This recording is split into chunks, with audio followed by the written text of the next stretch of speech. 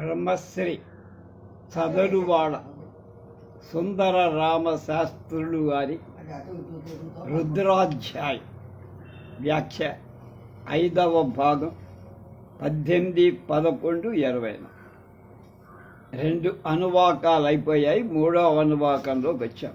తృతీయ అనువాకం 2వ అనువాకం 13 యజస్సులతో ఉభయ నమస్కారాలతో చెప్పబడింది. ఇక అలాంటివే తృతీయ అనువాకంలో 17 యజస్సులు ఉన్నాయి. అవి చెప్తా. మొదటి నమ సహమానాయ నివ్యాధిన అవ్యాధీనాం పతయే నమః. నమ సహమానాయ నివ్యాధిన అవ్యాధీనాం పతయే నమః. నమః సహమానాయ నివ్యాధీనే అవ్యాధినీనాం పతయే నమః.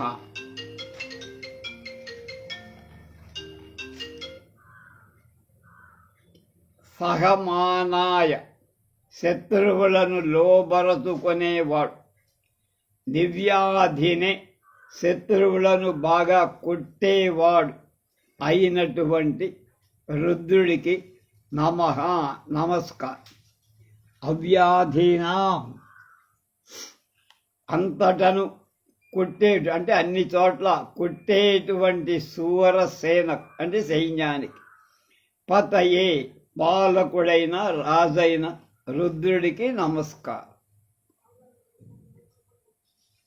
శత్రువులను జయించేవాడు, ఎక్కువగా కొట్టేవాడు, దెబ్బ కొట్టేవాడు అయినటువంటి రుద్రుడికి నమస్కారం.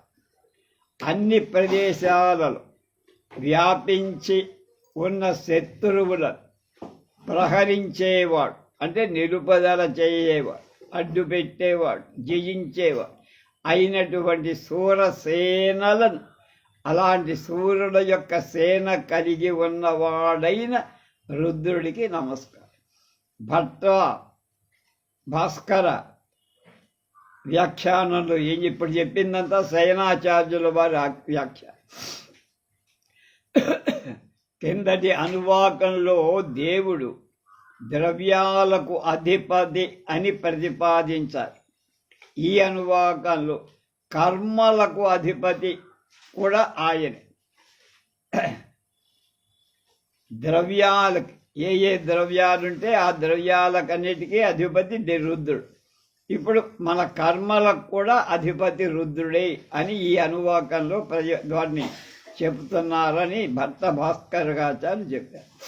సహమానాయ తనకంటే వ్యతిరిక్తమైన సమస్తాన్ని లోబరుచుకునేవాడు లేక ఓర్చుకునేవాడు.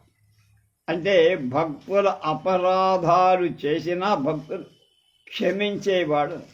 నివ్యాధినే బాగా కొట్టేటువంటి స్వభావం, దెబ్బ తీసే స్వభావం కలవాడు. అపరాధం చెయ్యకపోతే భక్తులు కాని వాళ్ళను పీడించేవాడు. అలాంటి రుద్రుడికి నమః నమస్కారం. అవ్యాధినీనాం ఎదుర్కొని వచ్చి అంటే ఎదురుగా వచ్చి లేక అంతటను అన్ని చోట్ల కొట్టేటువంటి స్వభావం కల సేన అంటే వాళ్ళని ఎక్కడికి పంపించినా ఆ సైన్యం విజయాన్ని సాధిస్తారు. అలాంటి సేనలు అంతటా వ్యాపించిన భక్తులు కాని వాడు ఎక్కడున్నా సరే బాధించే సేనలు పతయే వాటికి స్వామి అయిన రుద్రుడికి నమః నమస్కారం. 2వ అనువాకం ఇందులో 2వ మంత్రం నమః కకుభాయ నిషంగినే స్థేనానాం పతయే నమః. నమః కకుభాయ నిషంగినే స్థేనానాం పతయే నమః. నమః కకుభాయ నిషంగినే స్థేనానాం పతయే నమః. ఇది పదవిభాగం. కకుభాయ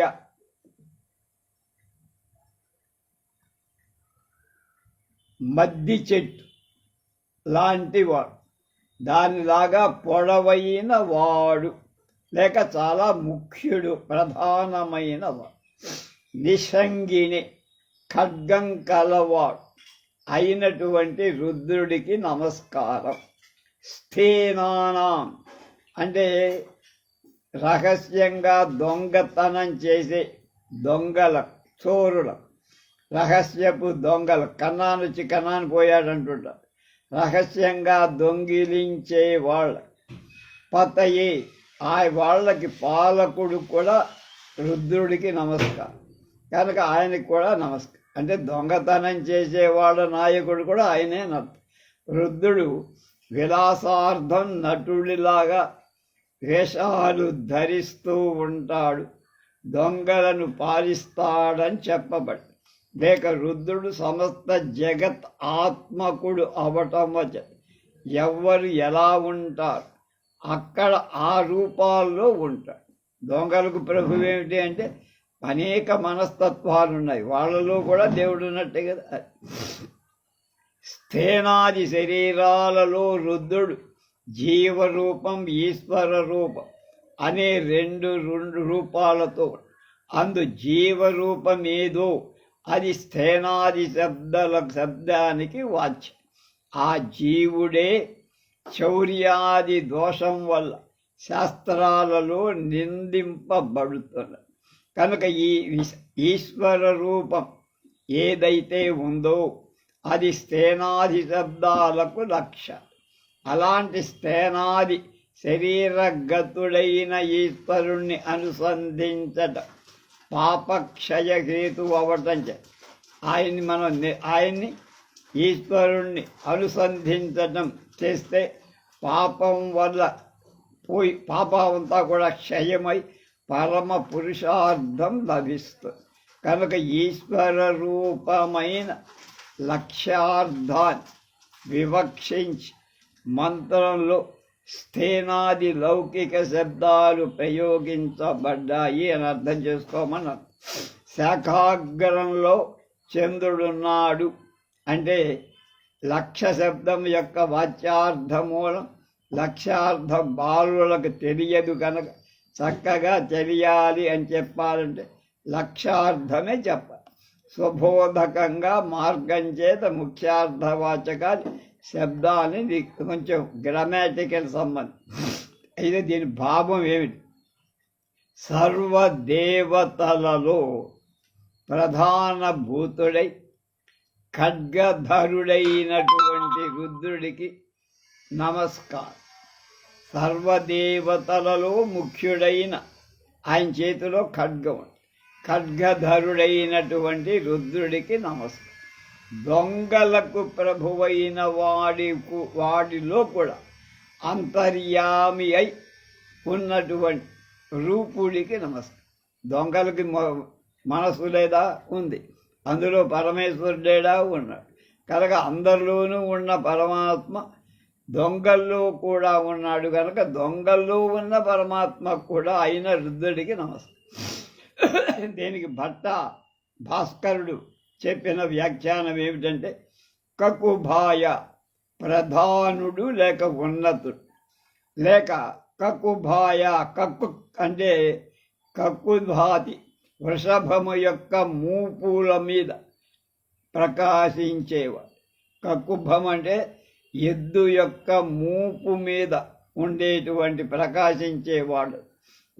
లేక ఇంకో రకంగా అంటే ఎద్దునెక్కేవాడు అంటే వృషభ ఆరూఢుడు.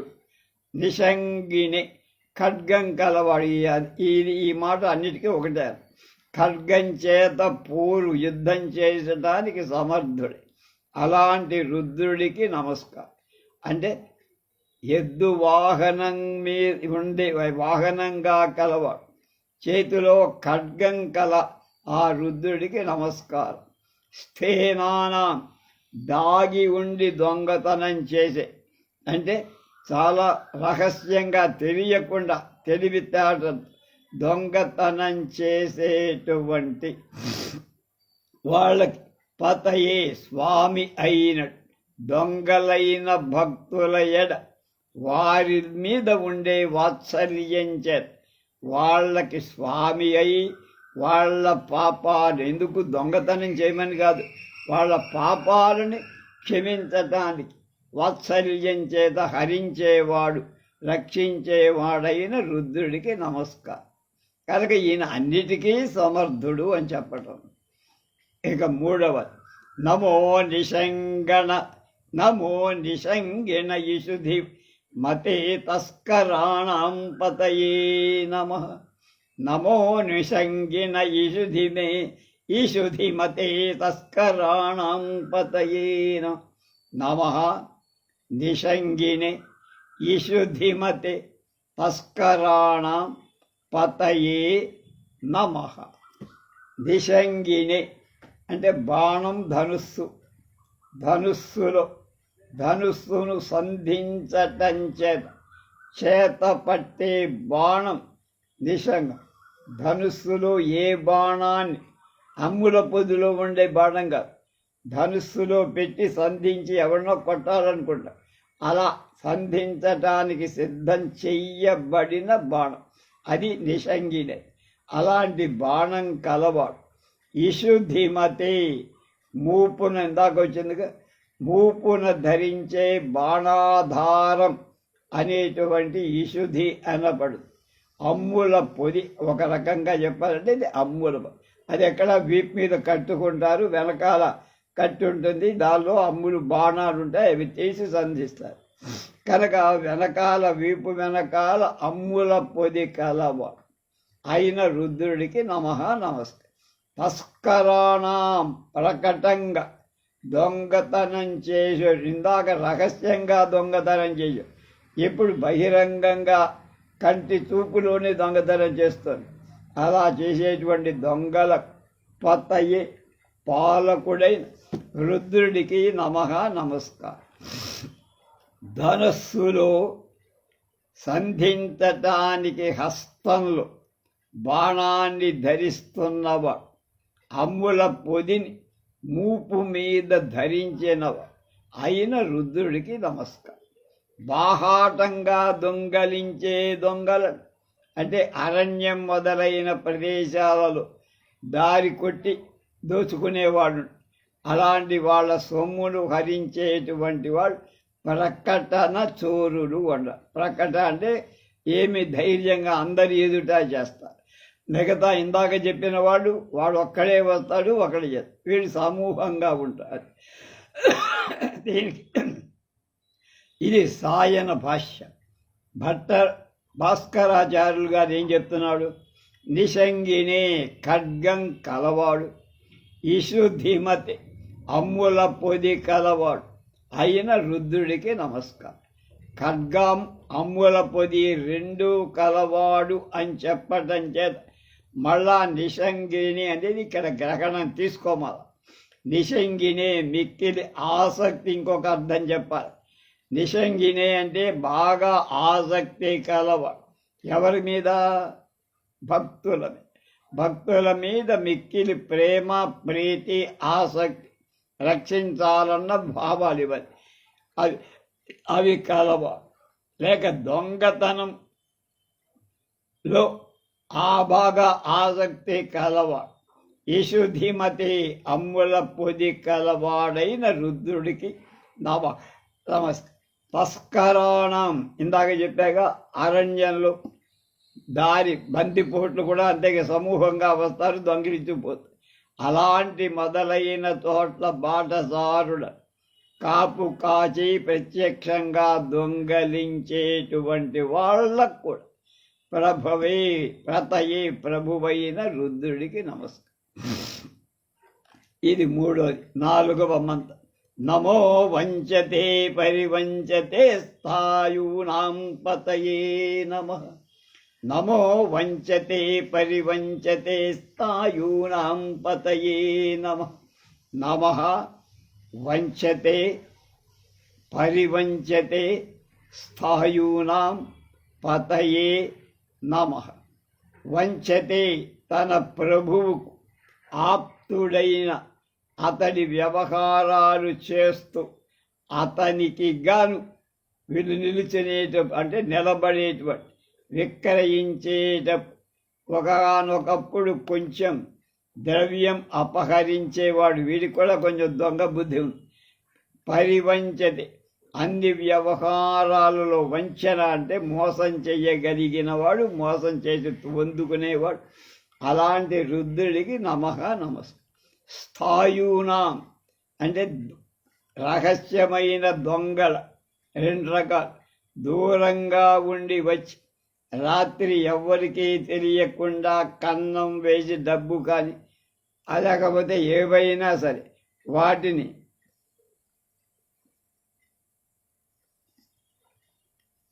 దొంగిలించేవాడు. అది కనుక ఆ వాళ్ళని స్థేనులు అంట. కనుక రాత్రిపూట వచ్చి దొంగతనం చేసేవాడు. అలాగే ఇంటిలో స్వామికి స్వీయులుగా ఉండి, అంటే ఇంట్లో పనిచేస్తున్నట్లుగా ఉండి చాలా వినయంగా నమ్మకంగా ఉంటూ రాత్రిపూట పగలు కాని ఆ ఇంటి యజమానికి తెలియకుండా అక్కడవన్నీ లేపేస్తూ ఉంటారు. అలాంటి వాడు కూడా స్వామి. వాళ్ళకు కూడా పతి ఎవరంటే రుద్రుడే పాలు. అలాంటి రుద్రుడికి నమస్కారం. ప్రభువుకి బాగా ఇష్టడుగా, ఆప్తుడుగా, నమ్మకస్తుడుగా, విశ్వాసపాత్రుడుగా ఉండి ఆ ప్రభు అంటే యజమాని తాను చేసే క్రయ విక్రయాది వ్యవహారం. ఈయనేదో వ్యాపారం చేస్తుంటాడు యజమాని. ఆ వ్యాపారంలో కొంచెం ఆయనకు అంటే యజమానికి తెలియకుండా ఏదో అవతల వాడితో బేరాలు కుదుర్చుకొని వాడి దగ్గర నుంచి నొక్కేయడం, అది యజమానికి వచ్చే డబ్బులో తగ్గిపోయినట్టే కదా. అలా నొక్కేసేవాడు.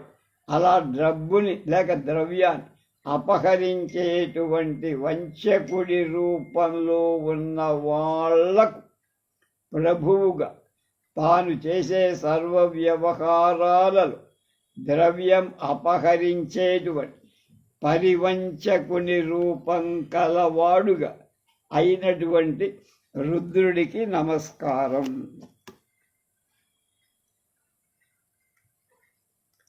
యజమాని ఇంటిలోనే ఆయనకి చాలా ప్రీతిపాత్రుడిగా, నమ్మకస్తుడిగా, విధేయుడుగా ఉండి యజమానికి కళ్ళు అది రాత్రి అయినా చేయొచ్చు, వీరి చాకచక్యంతో పగలైనా ఎలా చేసినా అతని సొమ్మును నొక్కేసేవాడు.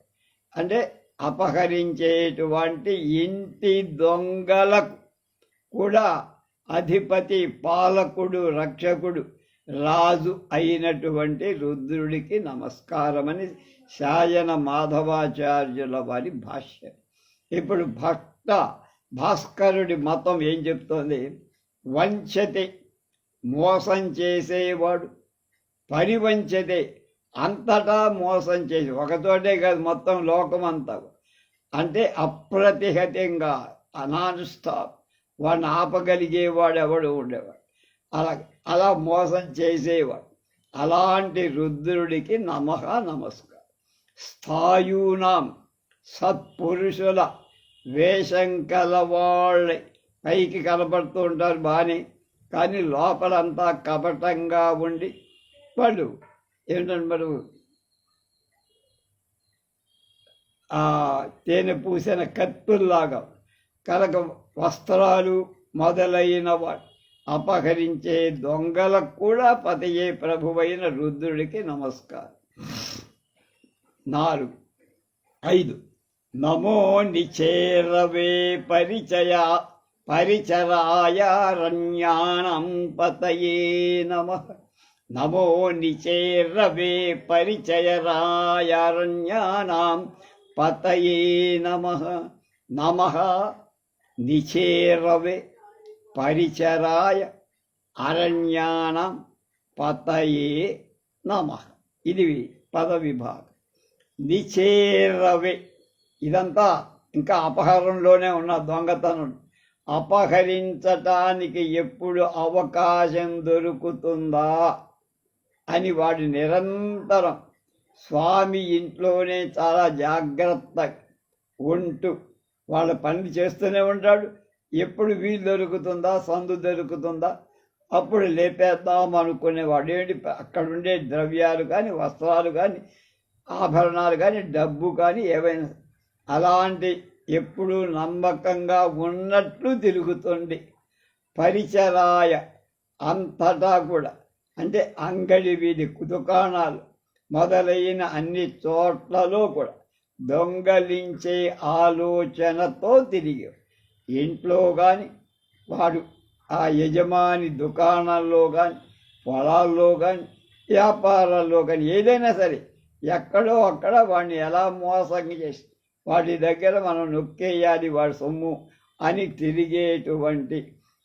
తిరిగేటువంటి రుద్రుడి కోసం, ఆ దొంగిలించే వాళ్లకు నాయకుడైన రుద్రుడి కోసం నమః నమస్తే.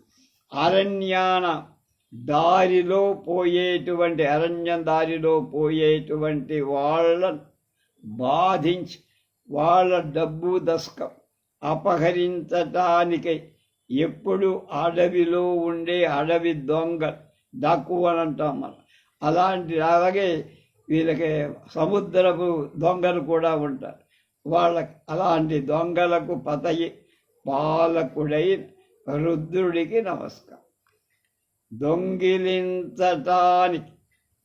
అవకాశం కోసం వేచి వాడు ఉన్న స్వామి ఇంట్లో కానీ జాగ్రత్తతో తిరుగుతూ ఉంటాడు. ఇంట్లో కూడా వాడేమో మంచి నమ్మకస్తుల్లాగా కనబడు. అలాగే అంగడి వీధుల్లో కానీ, లేకపోతే బహిరంగ ప్రదేశంలో కానీ దొంగిలించటానికి ఎక్కడ వీలుంటే అక్కడ తీసుకున్న తన రూపాన్ని బయటికి కనపడకుండా లోపల ఒకటి పైకి ఒకటిగా కనపడేటువంటి ఆ రూపం కల రుద్రుడికి నమస్కారం. దారిలో నడిచేటువంటి ప్రయాణీకులను, లేకపోతే వాళ్ళ ప్రయాణీకులను అడ్డగించి బందిపోటు దొంగల్లాగా, అడవి దొంగల్లాగా, సముద్రపు దొంగల్లాగా, పైరేట్స్ అంటుంటారు. వాళ్ళని ఆ డబ్బుని అపహరించేటువంటి దొంగలకు కూడా ప్రభువు శివుడేగా. అలాంటి శివుడికి నమస్కారం. భట్ట భాస్కరుడు ఏం చెప్తున్నాడు? నిచేరవి రహస్యంగా తిరిగేవాడు, లేక బాగా తిరిగేవాడు. పరిచరాయ అంటే బందరికి బాహాటంగా, రహస్యమేం లేదు ఇక్కడ, బాహాటంగానే కనపడు. లేక అంతటా ఎక్కడ పడితే అక్కడ తిరిగేవాడు. అలాంటి రుద్రుడికి నమస్కారం. ఆయన ప్రవేశించలేని ప్రదేశం లేదు కదా, కనుక ఆయనకి ఎవడో ఆపగలిగేవాడు ఉండడు, ఎక్కడ పడితే అక్కడ. అలాంటి రుద్రుడికి నమస్కారం. అరణ్యానాం అడవిలో ఉన్న వాళ్ళకు, అరణ్యంలో ఉండు అనే వాళ్ళ చేత అరణ్యులు అంటాం కదా, ఆటవికులు అంటున్నారు. చెప్పబడేటువంటి వాళ్ళు అరణ్యవాసులైన దొంగ, వాళ్ళ నివాసం అరణ్యమే. అక్కడికి వచ్చిన వాళ్ళనే పట్టుకుంటారు. అంటే వాళ్ళ కోసం వెళ్ళరు. వాళ్ళ దగ్గరికి ఆ అరణ్యం మీదుగా ఇంకొక ఊరికి వెళ్తుంటే అక్కడ వాళ్ళని ఆపేసి అటకాయించి బీభత్సం చేసి భయపెట్టి వాళ్ళ దగ్గర ఉన్నని నొక్కేస్తారు. అలాంటి అరణ్యాన్ని పాలించే వాళ్ళ పతయే ప్రభువైన రుద్రుడికి నమస్కారం. 5 అయిపోయాయి. 6. నమస్సృకావిభ్యో జిఘా సభ్యో ముష్ణతాం పతయే నమః. నమస్సృకావిభ్యో జిఘాగ్ సభ్యో ముష్ణతాం పతయే నమః. నమః సృకావిభ్యః జిఘాగం సభ్యః ముష్ణతాం పతయే నమః. అది పదవి. సృక అవిభ్యః అంటే వజ్రాయుధం చేత తన శరీరాన్ని రక్షించుకునేవాడు. దృఢమైన ఆయుధాల చేత శరీరాన్ని కాపాడుకో. అది ఏ ఆయుధం, గద కావచ్చు, బాకు కావచ్చు, కత్తి కావచ్చు, కత్తెర కావచ్చు, ఏదైనా సరే. కనుక అలాంటి ఆయుధాల చేత ఇతరులు తమ మీద దాడి చెయ్యకుండా రక్షించుకునే వాళ్లకు జిఘాంసభ్య, జిఘ అంటే చంపడం, చంపటానికి ఇష్టపడేటువంటి, డబ్బులు ఇవ్వలేదనుకోండి దొంగలు ఏం చేస్తారు, చంపేసేస్తారు మొహమాటలే. అలాంటి దొంగల ఆయుధాల చేత తమల్ని రక్షించుకునే ప్రాణులను హింస చెయ్యాలి. వాళ్ళ దగ్గర ఏదైనా సరే ఎలాగైనా సరే మనం లాక్కోవాలి. అలాంటి చోర రూపులు, వాళ్ళు కూడా చోర రూపులైన రుద్రులే. అలాంటి రుద్రుడికి నమస్కారం. ఉష్ణత, సేద్యం కోసం, వ్యవసాయం కోసం, తమ ఏలిక అంటే ప్రభువైనటువంటి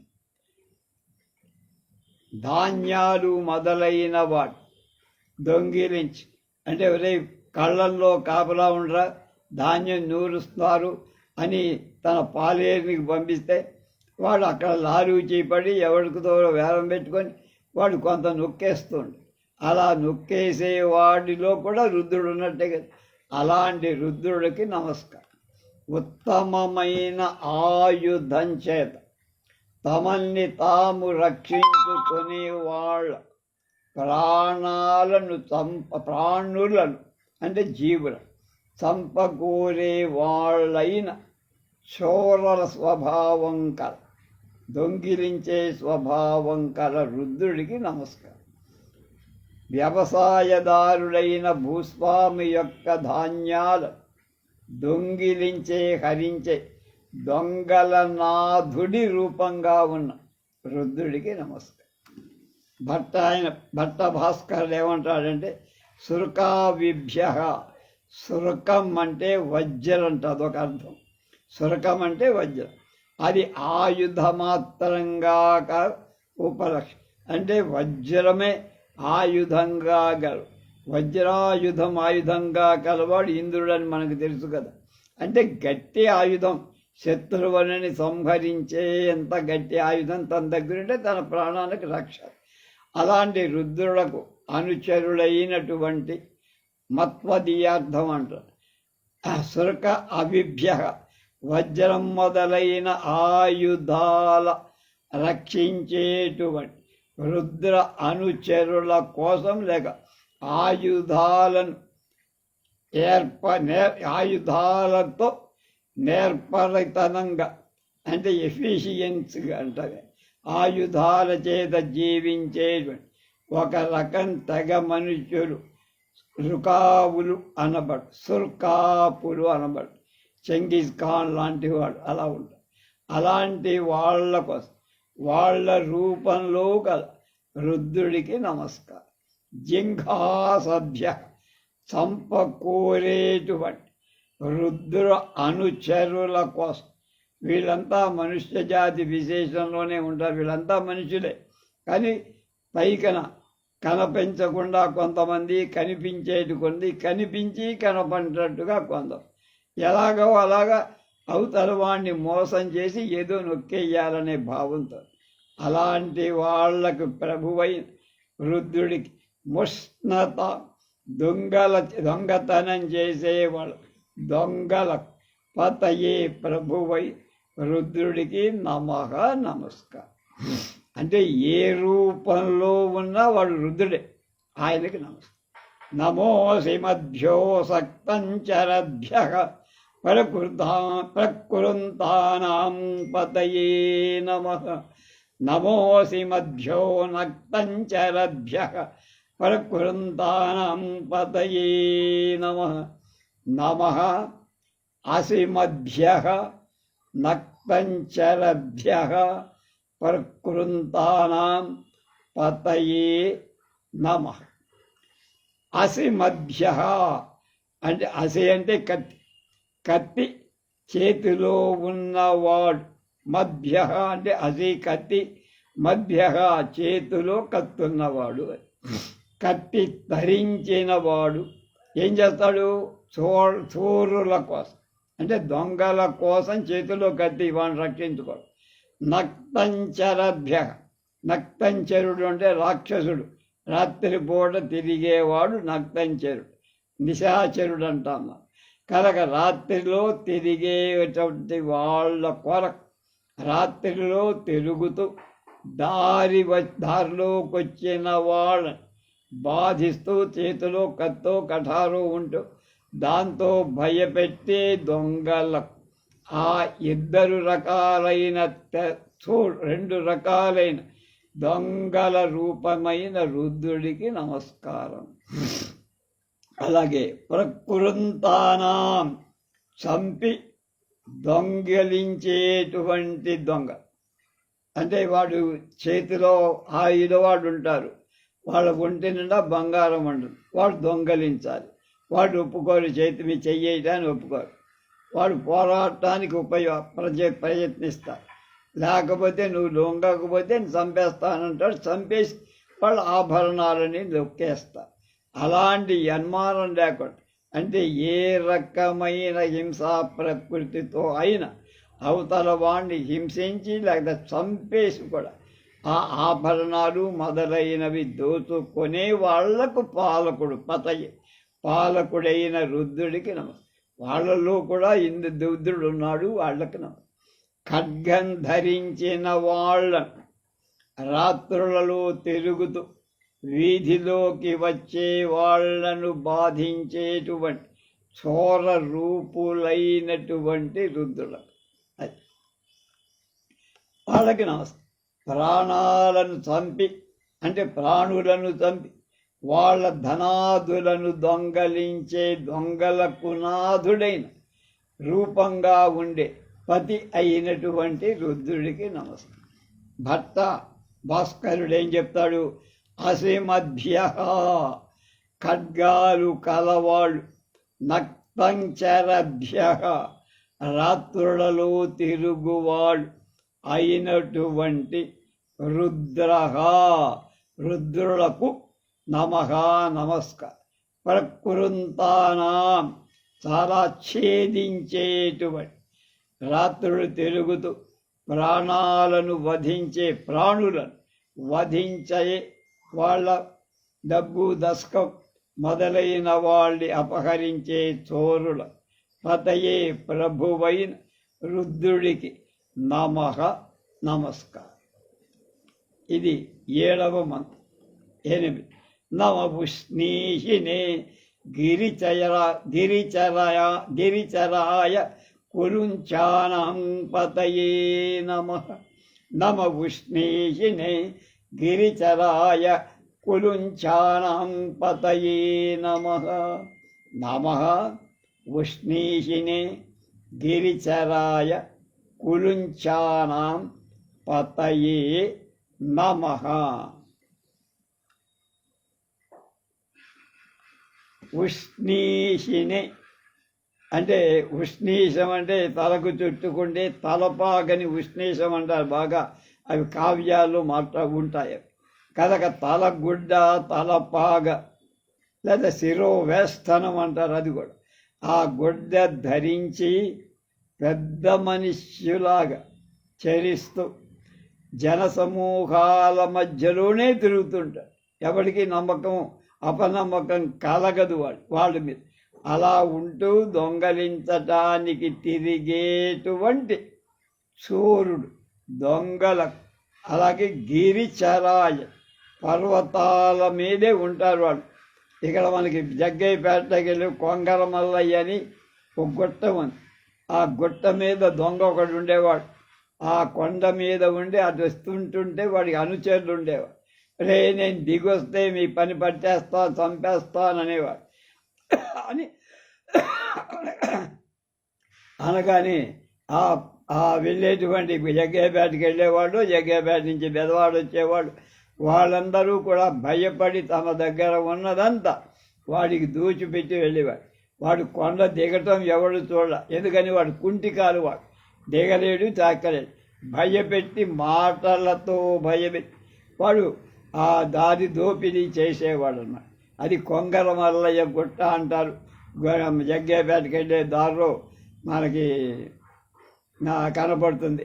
అక్కడ నందిగామ దాటి నందిగామ జగ్గయ్యపేట అని ఎడం పక్కన బెదవాడి నుంచి వెళ్తుంటే ఎడం పక్క పెద్ద కొండ.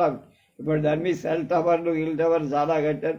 పకడ్బందీగా వెనకాల మంచి ఒక ఆవాసానికి ఇల్లు, అవి ఒక నగరమే ఏర్పడింది వెనకాల. పూర్వం అలా ఉండేదాన్ని. కనుక ఆ వచ్చేటువంటి వస్త్రాలు మొదలైన వాళ్ళని కొండలలో తిరుగుతాయేటువంటి ఆ దొంగలకి, అంటే మన జన సమూహంలో తిరుగుతూ దొంగతనం చేసేవాడు, కొండల మీద ఉంటూ అక్కడికి ఆ ప్రదేశానికి వచ్చిన వాడని దోచుకునేవాడు. వాళ్ళల్లో ఉండే రుద్రుడికి నమస్కారం. కులుంచానం, భూమిని అపహరించేడు. కు అంటే భూమి, కుజుడు అంటే కు అంటే భూమికి, జుడు జ అంటే పుట్టు, భూమికి పుట్టినవాడు కుజుడు. అంగారకుడు ఉంటాడే, ఆ అంగారక గ్రహం భూమికి పుట్టినవాడు. కనుక కులుంచానా, భూమిని అపహరించేవాడు. సరిహద్దు రాళ్ళని మార్చేసి భూమి కలుపుకుంటూ ఉంటారు చాలామంది, అలా మార్చేస్తూ భూమిని అపహరించేవాడు. లేకపోతే యజమాని ఎవరి మీద నమ్మకం మీద, అరే ఈ పొలం చూస్తూ ఉండరా, కౌలుకి తీసుకోండిరా అంటే వాడిని అటు ఇటు జరిపి రాళ్ళు మార్చేసి ఆ యజమానికి బాగా నష్టం చేసేది, దొంగతనం చేసేది. అలాంటి వాళ్ళకు కూడా ప్రభువైన రుద్రుడికి గ్రామాల్లో జనంలాగానే పెద్ద మనిషిలాగా తలగుడ్డ ఉష్ణీషం ధరించి, తలపాగా ధరించి వాళ్ళ నడుమ మాట్లాడుతూ తిరుగుతూనే జేబులోంచి డబ్బులు కాజేసి మెడ నూరికైనా మెడలో చైన్ స్నాచర్స్ అని ఉంటారు. మెడలో ఉండే గొలుసుని సునాయాసంగా లాక్కుపోయి సైకిళ్ళ మించిపోతూ, మోటార్ బళ్ళ మించిపోతూ ఇట్లా లేపేస్తాడు. అది లేపేస్తే పెద్ద మెడకు కూడా పెద్దగా దెబ్బ తగలకుండా లేవు. అలాంటి దొంగలు మామూలు వాళ్ళు కాక అరణ్యాల్లో కానీ కొండల మీద కానీ ఉంటూ పర్వతాల మీద అక్కడ కట్టెలు మొదలైన వాటిని కొట్టడానికి వచ్చే జనుల యొక్క వస్త్రాలు మొదలైన వాటిని అపహరించండి. అలాంటి రూపం గల రుద్రుడికి. అలాగే భూమి, ఇల్లు, మన దగ్గర చెరువు, చామ ఏమైనా సరే వాటిని అపహరించే దొంగలకు కూడా నాథుడైనటువంటి రాధ రూపంలో ఉండే రుద్రుడు. భట్ట భాస్కరుడు ఏమంటాడు, ఉష్ణీషిని ఇందాక చెప్పింది, శిరోవేష్టనం లేక భూమిడికం శిర కవచం. అది మన శిరోవేష్టనం అనేది కవచం లాంటిది. అది అంటే తలకి బాగా ఏం దెబ్బ తగలకు. అలాంటి రుద్రుడికి గిరిచరాయ, పర్వతాలలో తిరిగేటువంటి రుద్రుడికి నమస్కారం. కులుంచాన, భూమిని అపహరించే వాళ్ళకి లేక కుచ్చితంగా, కులుంచులు అంటే కుచ్చితంగా మోసపు ఆలోచనతో అవతల వాళ్ళకి ఇబ్బంది కలిగి వాళ్ళకి ఆ ప్రాణులకు నానా విధమైన బాధలు కలిగి వాళ్ళని తనకు లోబడేట్టుగా చేసి వాళ్ళ దగ్గర ఉన్నవన్నీ నొక్కేశారు. అలాంటి వాళ్లకు పతి అయిన రుద్రుడికి అది 8. ఇప్పుడు 9. నమ ఇషుమధ్యో ధన్వాభిభ్యశ్చవో నమః. నమ ఇషుమధ్యో ధన్వాభిభ్యశ్చవో నమః. నమః ఇషుమధ్యః ధన్వాభిభ్యః చ నః వః నమః. హే రుద్రాః అని అర్థం. అంటే ఓ రుద్రులారా, ఒకళ్ళు కాదు ఎవరైనా. ఈశు మధ్య, ఈశు అంటే తెలుసుగా బాణం, బాణాలు కలవాళ్ళైన, భయపరచటానికి చేతిలో ఎప్పుడు విల్లు అమ్ములు ధరించిన వాడు అయిన మీకు నమస్కారం. ఓ రుద్రులారా, ఎలాంటి రుద్రుడు? ఎప్పుడు చేతిలో బాణాలు విల్లులు ధరించినటువంటి ఓ రుద్రులారా నమస్కారం. ధన్వాభిభ్య, ధనుస్సు కలవాడు, భయపరచటానికి ధనుస్సు చేత కుంటుకున్నవ అయినటువంటి వహా మీకు నమస్కారం. రుద్రులారా, భక్తులు కాని వాళ్ళని భయపరచటానికి చేతిలో బాణం పట్టినటువంటి మీకు నమస్కారం. ఒక రుద్రుడు కాదు, ఎంతోమంది దశారుద్రుడు ఉన్నారు, ఏకాదశ రుద్రుడు, వాళ్ళందరికీ నమస్కారం. చేతిలో ధనుస్సు ధరించినటువంటి మీకు నమస్కారం. భర్త భాస్కరుడు ఏం చెప్తా, ఇక ఉష్మశబ్ద ప్రయోగం కలగటం వల్ల ఈ మంత్రాలు ప్రత్యక్షాలు. ఈ మంత్రాలలో సంఘాతాలు నమస్కరింపబడి ఇదివరకు ప్రాయికంగా ఆయన పతియే నమస్కరింపబడ్డ. ఇప్పుడు తక్కిన విషయాలు చెప్పు.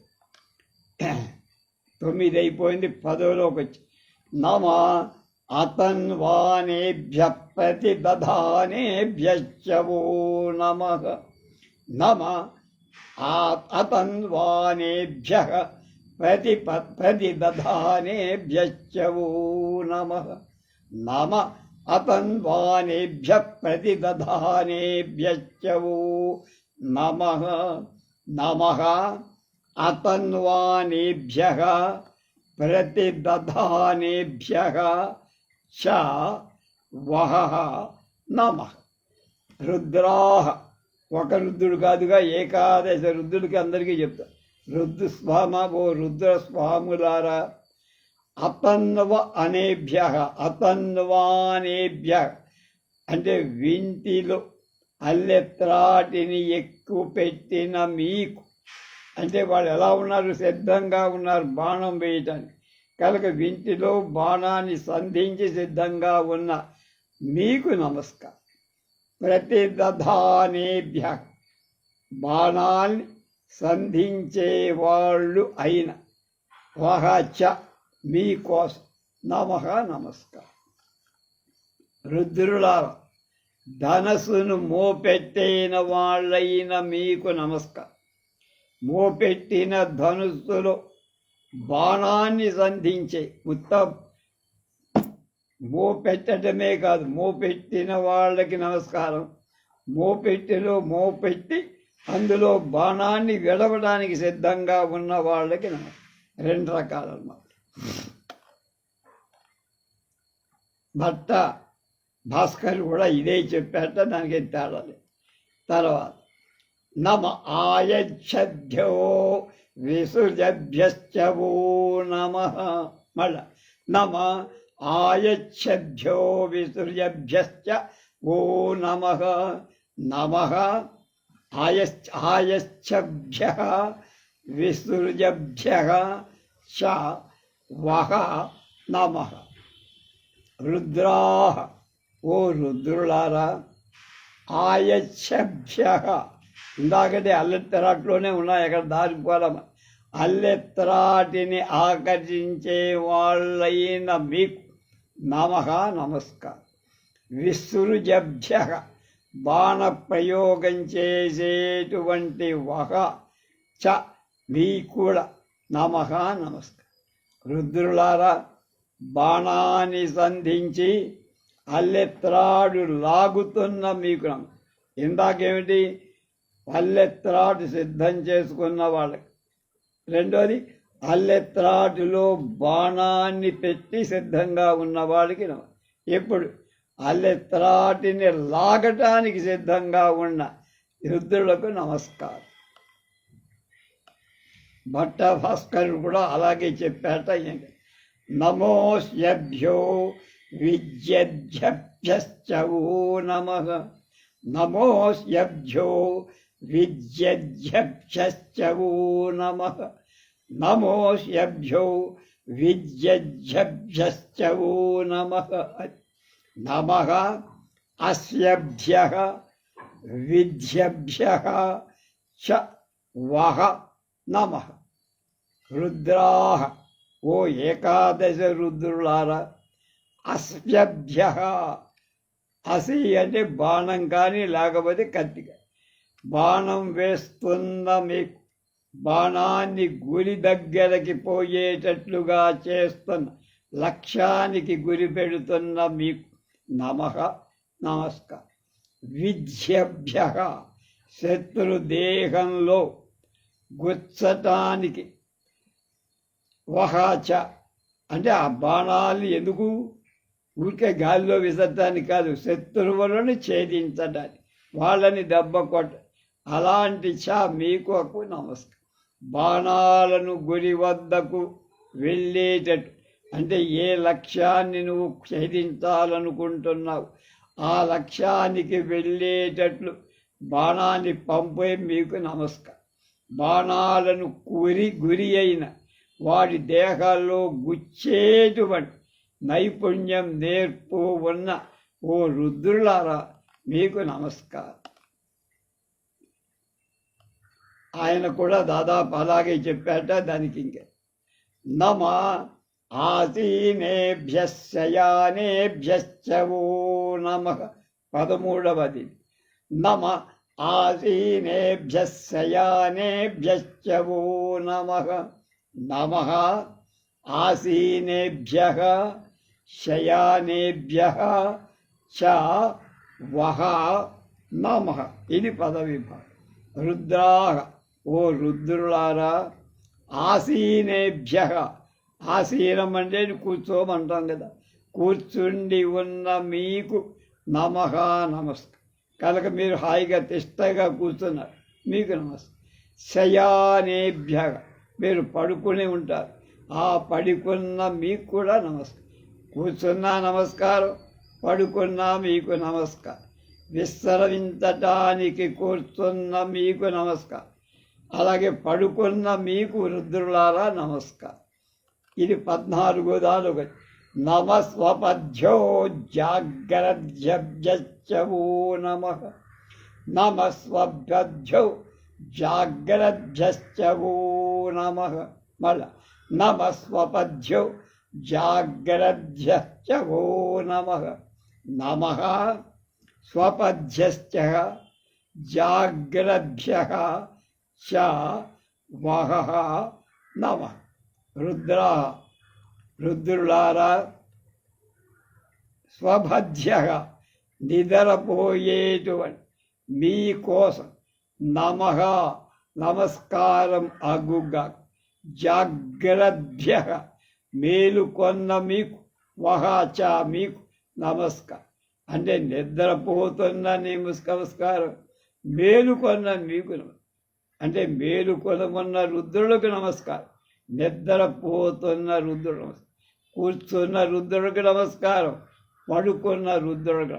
వాడు ఏ పాశ్చర్ ఏ పోజులో ఉన్న వాళ్ళు అందరికీ నమస్కారం. నమస్తిస్తభ్యో దావభ్యశ్చ వో నమః. నమస్తిస్తభ్యో దావభ్యశ్చ వో నమః. నమః తిష్టభ్యః దావభ్యః చ వః నమః. ఇది పదవిభాగం. రుద్రాః, ఓ రుద్రులారా, తిష్టభ్యః, నిలుస్తున్న, తిష్టన్ అంటారు, ఉత్తిష్ట అంటుంటారు సంఘంలో, ఆర్ఎస్ఎస్ వాళ్ళు. కనుక నిలబడి అని అర్థం. నిలబడిన మీకు నమః నమస్కారం. పడుకున్న నీకు, లేచిన మీకు, కూర్చున్న మీకు, పడుకున్న మీకు నమస్కారాలు అయిపోయి. ఇప్పుడు నిలబడ్డ మీకు నమస్కారం. దావభ్యః, ధావభ్యః, ధవతి అంటే పరిగెత్తు. ధావభ్యః, పరిగెత్తుతున్నారు. ఎందుకు పరిగెత్తున్నారు మనకు తెలియదు. ఆ పరిగెత్తుతున్న వః మీకు మీకు కూడా నమః నమస్కారం. కనుక పడుగెత్తుతున్న మీకు నమస్కారం, నిలబడ్డ మీకు నమస్కారం. కనుక కూర్చొని ఇందాకంచి వస్తే కూర్చున్న వాళ్ళకి నమస్కారం, పడుకున్న వాళ్ళకి నమస్కారం, మేల్కొన్న వాళ్ళకి నమస్కారం, అలాగే పడుకున్న వాళ్ళకి నమస్కారం. అలాగే ఇప్పుడు పరిగెత్తుతున్న వాళ్ళకి నమస్కారం, నిలబడిన రుద్రులకు నమస్కారం. నమః సభాభ్యః సభాపతిభ్యశ్చ వో నమః.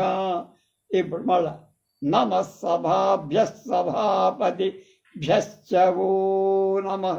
నమః సభాభ్యః సభాపతిభ్యః చ వః నమః.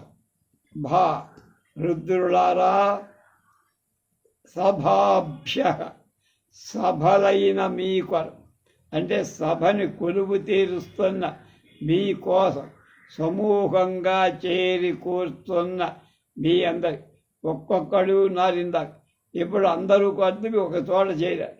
ఆ మొత్తం రుద్ర సమూహం, ఆ సమూహానికి నమస్తే. సభాపతిభ్య, సభకు ప్రభువులైన లేక సభాస్థానాల ప్రభువైన వహాచా మీకోసం నమస్కారం. అందరూ సమూహంగా చేరి కూర్చొని ఏదో ఒకటి ఆలోచిస్తుంటారు. అలాంటి మీకు నమస్తే. అలాంటి సమూహంగా ఉండే ప్రభువుకి నమస్కారం. చివరిది నమో అస్మేభ్యో అశ్వపతిభ్యశ్చవో నమః. నమో అస్మేభ్యో అశ్వపతిభ్యశ్చవో నమః. నమః అశ్వేభ్యః అశ్వపతిభ్యః చ వహః నమః. ఇది శ్రీమజ్జతుస్సంహితాయాం చతుర్థకాండే పంచమ ప్రపాఠకే తృతీయ అనువాకః. రుద్రాః, ఓ రుద్ర సమూహంలారా, అశ్వేభ్య గుర్రం రూపం కల మీకు, అశ్వేభ్యః ధనం లేని వాళ్ళైన మీకు. ఇక్కడ రెండర్థాలు. డబ్బు లేని వాళ్ళు గుర్రం రూపంగా ఉన్నారు అంటే దరిద్ర స్వరూపులైన మీకోసం. లేక అశ్వేభ్యః స్వస్థమైన ధనం లేని వాళ్ళైన, రేపటికి ధనం కూడా నిలవ చేసుకోలేని వాడు, మర్నాటికి మిగలకుండా ఆ రోజు తెచ్చుకున్న భక్ష్యాన్ని ఆ రోజే ఖర్చు పెట్టేటువంటి ఋషుల స్వరూపం కల మీకు అలాంటి లక్షణం ఋషులకు నమస్కారం. అశ్వపతిభ్య, గుర్రాలకు ప్రభువైన ధనం లేని వాళ్ళకి, అస్వంతికులకు ఋషులకు పాలకులైన వహాచ మీకోసం నమస్కారం. రుద్రులారా, గుర్రపు రూపులైన మీకు లేక దరిద్ర స్వరూపులైన మీకు, మీ వాళ్ళని యస్వస్థనికులు అంట. ఋషులు ఉన్నారు, వాళ్ళకి వాళ్ళే రేపు డబ్బు దాచుకోవాలి, ఎప్పుడు మనకి సమయం దొరకవేమో అని ఆలోచన ఉండదు. ఏ రోజు పని అంతే రేపటి కోసం ఆలోచన లేనివాడు ఋషితుల్యుడు. అలాంటి ఋషి రూపం గల రుద్రులారా మీకు నమస్కారం. గుర్రాలకు ప్రభువులై శ్రీమంతులైకి వాళ్ళు దరిద్రులను అశ్వస్తనికులైన వాళ్ళని పాలించే రుద్రులారా, ఈ అనువాకంలో నమస్కరింపబడిన వాళ్ళంతా దేవుడి యొక్క అనుచరుడు లేక దేవుడి చేత లీలా విశేషాలు తెలియబడినవాడు. ఈ అనువాకానికి ఋషి మహాదేవుడు. ఛందస్సు బృహస్పతి ఛందస్సు, దేవత మహాదేవుడే. దీని పురశ్చరణం ఏమిటంటే, ఒక ప్రజాపత్యం చేసి 5000 ఆవృత్తులు జపిస్తే పురశ్చరణం పూర్తవు. దేశ వ్యాధితో బాధపడుతున్నప్పుడు అప్పుడు రాజు దీన్ని శాంతి కోసం ఇది చెయ్యాలి. ఈ ప్రకారం సిద్ధులైన 11 బ్రాహ్మణులను కూర్చుకోవాలి.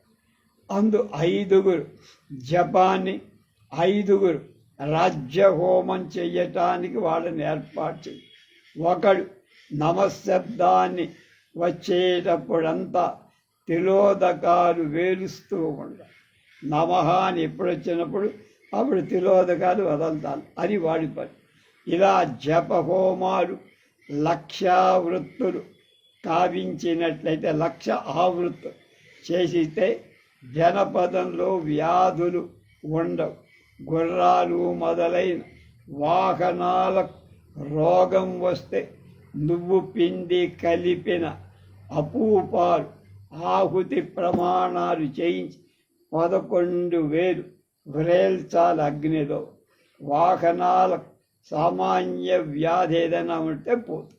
ఇతర వ్యాధి వచ్చినప్పుడు ఏ వాహనానికి వ్యాధి కలిగితే ఆ వాహనాన్ని కొట్టాల్లో నెయ్యి కలిపిన ఉత్తరేణు బియ్యం చేత 8,000 ఆహుతులు వేల్చాలి. ఆ వాహనాలు వ్యాధి అనబడు.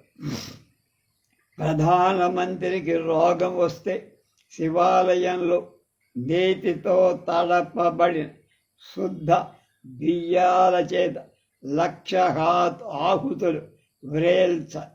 అప్పుడు ఆరోగ్యం కలుగుతుంది. ఇతర మంత్రులైతే దుర్వార గరిక చేత అపామార్గం చేత 8,000 ఆహుతులు సమర్పించాలి అన్నారు. వాళ్ళ రోగాలని. ఇక రాజుకు వ్యాధి కలిగితే ఏం చేయాలి?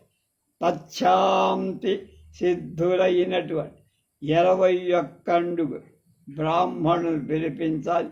అన్ని ప్రక్కల రాజు యొక్క ప్రమాణం కల, అంటే ఎంత సైజు ఉంటాడో అన్ని కొండలను నిర్మించి అగ్నిని మధించి అందులో పెట్టి హోమం చేయి. అలా ఒక్కొక్కడు బ్రహ్మ తక్కిన 10 మంది బ్రాహ్మణులు ఇద్దరేసి ఒక్కటిగా చేసి ఒక్కొక్క హోమ ద్రవ్యం చేత మనం ఇందాక చెప్పిన ద్రవ్యాన్ని వ్రేల్చాలి.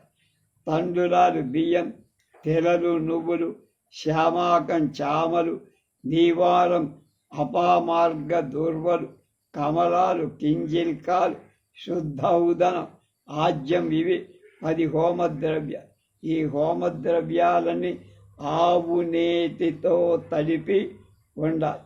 ఆ అగ్నికుండాన్ని నైరుతి దిక్కులో జలపూర్ణాలైన కలశా నిండా జలం పెట్టి ప్రతిష్ఠించి బ్రహ్మ దాన్ని స్పృశిస్తూ జపం చేయిస్తుంది. అలా హోమం జపం ప్రతిరోజు 7 నాళ్ళు నిరంతరంగా చెప్ప. అలా అమావాస్య మొదలు మళ్ళా అమావాస్య దాకా చెయ్యి. రాజు వ్యాధి అధికమైతే ఉదయం మొదలు సాయంత్రం దాకా హోమం చేయి. హోమం 7 నాడిక చేసినట్టయితే ప్రతి పురుషుడికి అర్ధనిష్కం కానీ, దక్షిణ పగలంతా అయితే నిష్కం కానీ, ఆచార్యులకైతే దానికి రెట్టింపు కానీ రాజు ఉపభోగించే వస్తువులను, అంటే తాను వాడే వస్తువులను కలశ జలం చేత ప్రోక్షించి ఇలా చేస్తే రాజు ఆరోగ్యం పొందుతాడు. మరొక ప్రకారం రాజుకు రోగం లేక ఉండక ఉంటే నువ్వులు నెయ్యి, అంటే ఆరోగ్యం బాగా లేక నువ్వులు నెయ్యి కలిపి శుక్ల తెల్ల బియ్యం చేత ఈ అనువాకాన్ని పఠిస్తూ 8,000 ఆహుతులు ప్రతిరోజు వ్రేల్చమన్నారు. అందుచేత రాజు మంచి ఆరోగ్యవంతుడై దీర్ఘ ఆయుస్సు పొంది. ఇతరులకు రోగం లేతే నెయ్యి చేతనే, తేనె చేతను తడపబడిన తెలలు, వ్రీహి, ఉదకాల చేత 8,000 ఆహుతులు వ్రేలిస్తే ఆరోగ్యం వస్తుంది. ఇక ఈ అనువాకం చేత అభిచారాలు చెప్పబడ్డాయి. శత్రు రాష్ట్రాన్ని రోగపీడ కోరేవాడు రిపురాష్ట్రం సముద్దిశ్య అభిచారం కరోమి ఫట్ స్వాహ అని మంత్రానుపై పంది మొదలైన మాంసము చేత 1,00,000 హోమం చెయ్యాలి. 1 నెల శత్రు రాష్ట్రాన్ని అందులోని ప్రజలను శోషిస్తారు. ఎర్రమాలి చేత చుట్టబడినటువంటి వికలత, అంటే ములువెలమ అనేటువంటి సమిధల చేత 1,00,000 హోమం చేసి శత్రువుకు మహాజ్వరం వస్తుంది. శత్రు దేశంలో జనులు వాడుకొని జలం మొదలైన వస్తువులు తాకి కానీ చూసి కానీ చేస్తే 1,00,000 జపం చేస్తే ఆ వస్తువు తాగినవాడు చూసినవాడు సంవత్సరం లోపల తపా కట్టేస్తారు. శ్మశాన అగ్నిలో జిల్లేడు సమిధల చేత 1,00,000 హోమం చేస్తే శత్రువు పట్టణం వ్యాధి చేత నశించి అర్కారణ్యమైపోతుంది. అంటే జుమ్మెత్తలు జిల్లేలు మునిసిపోతారు, మనుషులెవరు ఉండరు. కనుక చాముండాలయంలో దక్షిణం వైపుగా ముఖం పెట్టి నూనెచే తడపబడి మినుముల నువ్వుల చేత 11,000 ఆహుతి. అప్పుడు శత్రుదేశపు జనులు మహమ్మారి చేత చచ్చి ప్రకారాంత పడమటి వాకిలి గల శివాలయంలో దేవుడి పాదపీఠంలో అపస్మారి అనే అగ్నిని ధ్యానించి 7,000 జపించే మంత్రం చివర శత్రు రాజ్యే ప్రజ్వల జ్వాలాపస్మారి అలా. అప్పుడు శత్రురావు అపస్మార రోగం కలవాడవుతాడు. శత్రురాజు అన్ని చోట్లలా ఉండేట్టుగా అనుకుంటూ తెల్లని బియ్యపు బిందికి 1,00,000 హోమం చేస్తే శత్రురాజు క్షయ వస్తుంది. దీనికి ఒక ధ్యాన శ్లోకం చెప్పారు. రూప యౌవన సంపన్నా మూర్తేవ వనదేవత పుష్టితాశోక పున్నాగ సహకార శిశూపమ 15 నక్షత్రో మాయూరకృతశేఖర అకలంక శరశ్చంద్ర పూర్ణబింబ సమానన ప్రాంతే బద్ధక పర్దాంతో వసానశ్చర్మ కోమలం సవ్యాపసవ్య విధృతకృతమాల విభూషిత ధారా కదంబ పుంజేన నాభిదేశ ప్రలంబిన అలంఘ ప్రేక్షణీయోపి శత్రుభిః భార్యాశ్చ చారు సర్వాంగి వన్యాలంకారభూషిత ఆదర్శమూర్తి శోభానాం వన్యానామివ నిర్మల తస్యాహస్తే ధనుర్దత్వా శరమేకం చ నిర్మలం ద్వితీయమాంసమాలంబ్య శిస్తం వామేన బాహున సుగంధి పుష్పస్తభకమాగ్రాయ పాణిన వీజ్యమానో మందమందం నవపల్లవశాఖయా సమావృతౌ బాలకైశ్చ స్వశిభిశ్చాపి మనోహరై గచ్చద్భిరగ్రతో దృప్తై ధాతవ్యో జగతాం గురు ఏవం భూతో మహాతేజాః కిరాత వపురీశ్వరః. ఆకారం ధరించి రూప యౌవన సంపన్నుడైనట్లు అయిన వనదేవతయు అనబడినవాడు ఋషితత్వాన్ని పుష్పితాలైన అశోక పున్నాగ సహకారాల గున్నలలా ఉన్నవాడు 20 ఏళ్ల వయస్సు కలవాడు నెమిలి పింఛం శరస్సులో ఉన్నవాడు కళంకం లేని శరత్కాల చంద్రుడి నిండు బింబంతాగా ముఖం కలవాడు ఒక ప్రక్కల ముడువబడిన జటాజూటం కలవ కోమలమైన వ్యాఘ్ర చర్మం ధరించేవాడు సవ్యంగా అపసవ్యంగా రేల పూలదండను తరించినవాడు నాభి ప్రదేశం మొదలు గల పిక్కల వరకు వేలాడి కడిమి పూల దండచే శత్రువులకు ఆనందకరమైన సౌందర్యం కలవాడు తనలాగా వన్య అలంకారాల చేత అలంకృతమై నిర్మలమై అడవిలోని శోభన ఆ అద్దమా దర్పణమా అన్నట్లుగా ఉప్పే సర్వాంగ సుందరి అయిన దేవి హస్తంలో ధనుస్సును నిర్మలమైన ఒక బాణం ఇచ్చి ఆమె రెండవ మూపును తన వామ బాహువు చేత అవలంబించి రెండవ దేశ సుగంధి అయినటువంటి రెండవ చేతులు సుగంధి అయిన పూల గుత్తిని అనేక సార్లు వాసన చూస్తూ జిగురమ్ము చేత రెమ్మ చేత వీచబడుతున్నటువంటి తన ముందు గర్వించి నడుస్తున్న పిల్లవాళ్ల చేత మనోహరాలైన కుక్కల చేత పరివేష్టితుడు అలాంటి ఆకారం దాల్చిన కిరాత వేషుడైన లోక గురువైన ఈశ్వరుణ్ణి ధ్యానించాలి. ద్వితీయ అనువాకమైపోయింది. ఇప్పుడు చతుర్థ అనువాకంలోకి వచ్చాం. ఏం చెప్తారో రేపు తెలుసు.